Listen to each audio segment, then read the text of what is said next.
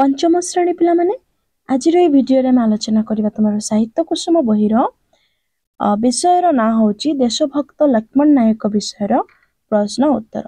ता पूर्व पिला माने चैनल को जदि नुआ आसछ चैनल को सब्सक्राइब करनियो वीडियो को सांग मानक सहित शेयर कर दियो।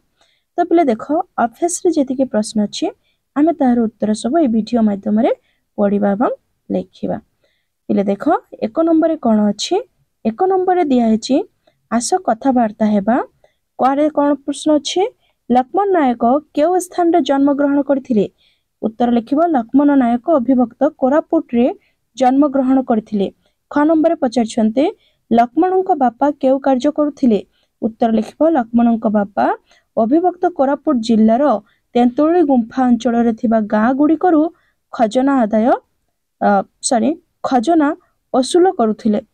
तापरे नंबर ग लक्ष्मणक स्वभाव किपरि थिला उत्तर लिखिदब लक्ष्मण थिले कर्मठ निज काम निजे करबाकू से खूब भल पाउथिले।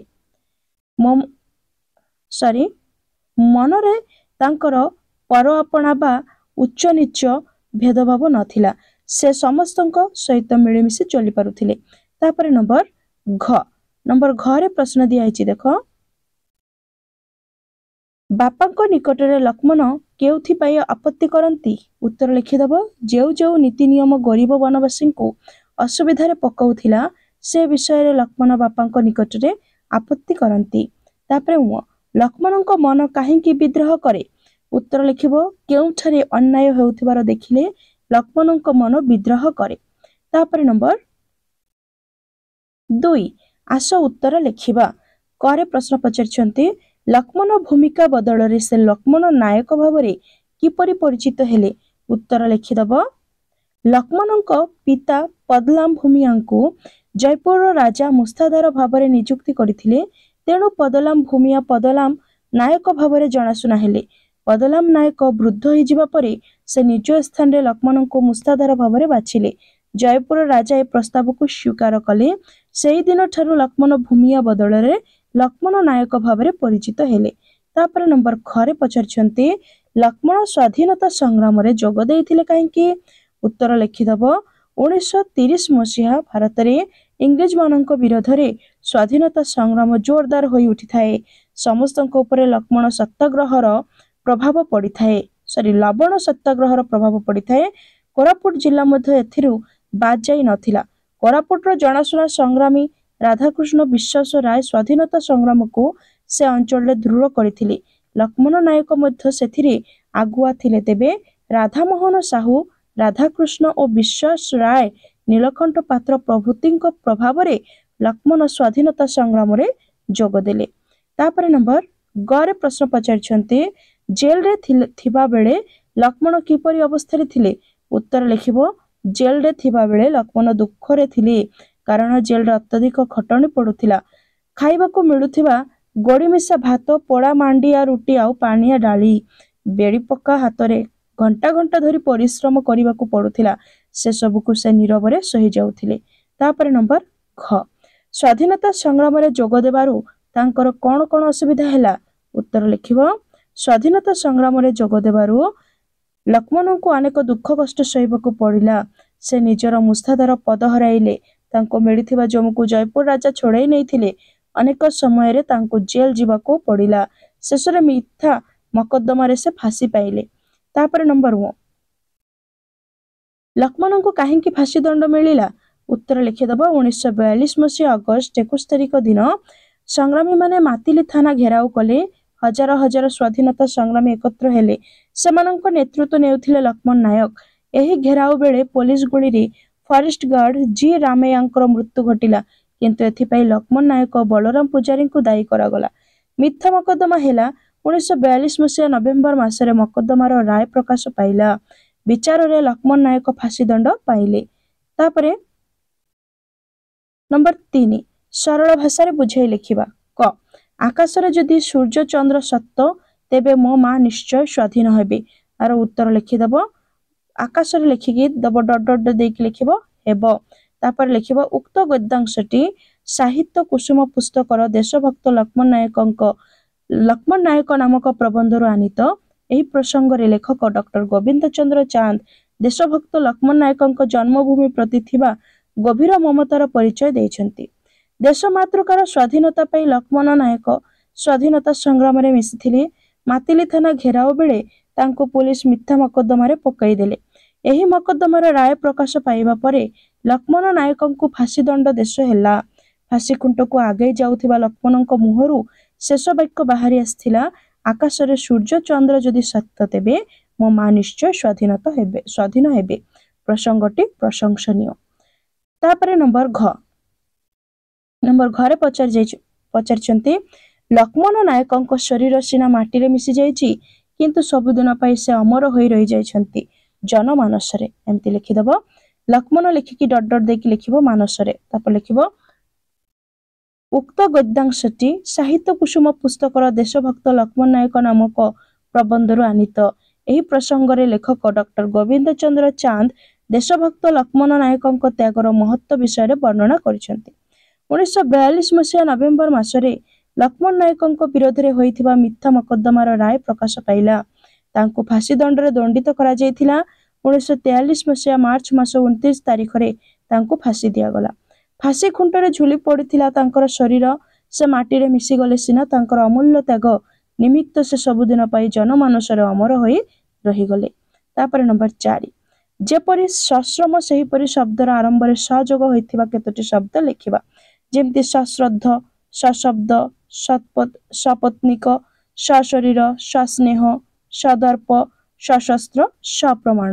ତାପରେ ନମ୍ବର 5 ତଳେ ଦିଆଯାଇଥିବା ଶବ୍ଦ ଗୁଡ଼ିକର ମଧ୍ୟରୁ ଠିକ୍ ଶବ୍ଦଟି ବାଛି ଲେଖିବା। ତ ପିଲେ ଦେଖ ଏଠି ଶବ୍ଦ ଦିଆହେଇଛି। କରେ ଦିଆହେଇଛି ଅବିଭକ୍ତ, ଅବିଭକ୍ତ, ଅବିଭକ୍ତ। କୋଉଟା ଠିକ୍? ଅବିଭକ୍ତ ଠିକ୍। ତାପରେ ଖ ଶୋଷିତ, ଶୋଷିତ, ଶୋଷିତ। ପ୍ରଥମ ଶୋଷିତ ଠିକ୍। ଗ ସ୍ୱୀକାର, ସ୍ୱୀକାର, ସ୍ୱୀକାର। ତୃତୀୟ ସ୍ୱୀକାର ଠିକ୍। ତାପରେ ଘ ମୁଷାଦାର, ମୁସ୍ତାଦାର, ମୁଷାଦାର। ଆର ହବ ଦ୍ୱିତୀୟଟି। ତାପରେ ମୁହୂର୍ତ୍ତ, ମୁହୂର୍ତ୍ତ, ମୁହୂର୍ତ୍ତ ଦିଆହେଇଛି। ତ ପିଲେ ଆର ସଠିକ୍ ବାକ୍ୟଟି ହବ ପ୍ରଥମ ମୁହୂର୍ତ୍ତ। ତାପରେ ନମ୍ବର 6ରେ ଦିଆହେଇଛି ଦେଖ ବନରେ ବାସ କରୁଥିବା ଲୋକଙ୍କୁ ବନବାସୀ କହୁ। ତଳେ ଦିଆଯାଇଥିବା ଶବ୍ଦ ଗୁଡ଼ିକ ମଧ୍ୟରୁ ଯେଉଁଗୁଡ଼ିକ ବାସ କରୁଥିବା ଅର୍ଥ ପ୍ରକାଶ କରୁଛି ସେଗୁଡ଼ିକୁ ବାଛି ବାକ୍ୟରେ ବ୍ୟବହାର କରିବା। ଦେଖ ଏଠି ଶବ୍ଦ ଦିଆହେଇଛି। ଦିଆଯାଇଥିବା ଶବ୍ଦ ପଲ୍ଲୀବାସୀ। ପଲ୍ଲୀବାସୀର ଅର୍ଥ ପ୍ରକାଶ କରୁଥିବା ଶବ୍ଦର ବାକ୍ୟ ହଉଛି ପଲ୍ଲୀବାସୀ ମାନେ ସୁଖରେ କାଳ କାଟନ୍ତି। ତାପରେ କ୍ଷେତ୍ରବାସୀ। କ୍ଷେତ୍ରବାସୀରେ କଣ ହବ ଲେଖିଦବ ନଗରବାସୀ। ନଗରବାସୀରେ ହବ ନଗରବାସୀ ଭାବରେ ସେମାନେ ସବୁ ସୁବିଧା ପାଉଛନ୍ତି। ତାପରେ ସାବାସୀ।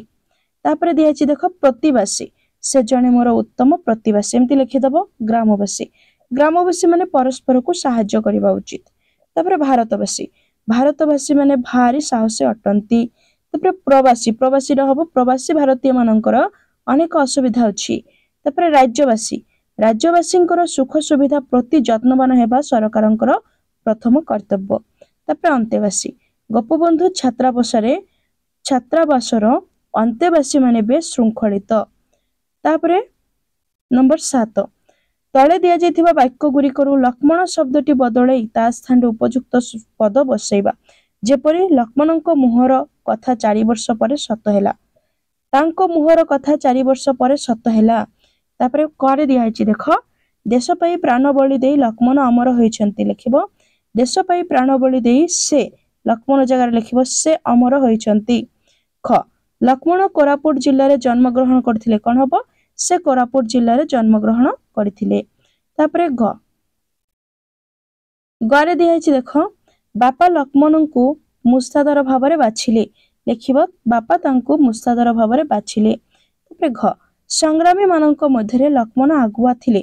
ଲକ୍ଷ୍ମଣ ଜାଗାରେ ଲେଖିଦେବ ସେ ସଂଗ୍ରାମୀ ମାନଙ୍କ ମଧ୍ୟରେ ସେ ଆଗୁଆ ଥିଲେ। ଓ ଲକ୍ଷ୍ମଣଙ୍କ ମୁହଁରୁ ରାମଧୁନ ବାହାରିଥିଲା।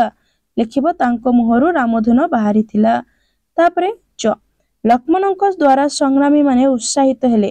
ଲକ୍ଷ୍ମଣଙ୍କ ଜାଗାରେ ଲେଖିବ ତାଙ୍କ ଦ୍ୱାରା ସଂଗ୍ରାମୀ ମାନେ ଉତ୍ସାହିତ ହେଲେ। ତାପରେ ନମ୍ବର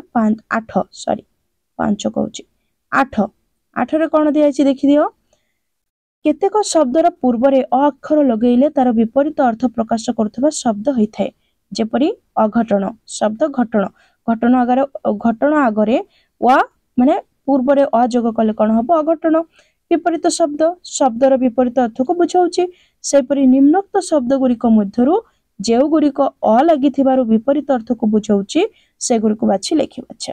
अभिभक्त दिखाई अंजलि असज ऑफिस अलोड़ा अदालत अंगूर अदरकारी अखिया अबाट ए शब्द जाक मध्यरु जोटा विपरीत शब्द अर्थ बुझाउथबो ताको हमें बाछिकी लिखिबा। जेमती अभिभक्त गोटे असज अलोड़ा अदरकारी दरकारी रो विपरीत होची अदरकारी अखिया अबाट ए सब लिखिदबो बुझियला कि। तापर नंबर 9 नंबर कोन अछि देखो जेपरी शोषित शब्दटी शोषणरु गठित सेपरि तळे दिया जाइथिबा शब्द गुड़िक केउ शब्दरु गठित होईची लेखि सही शब्द को नहीं वाक्य गठन करिबा। अच्छा शासित शासित होची शासनरु वाक्य गठन करिदबो। शासनर कोन हबो परिसर शासन प्रशंसनीय।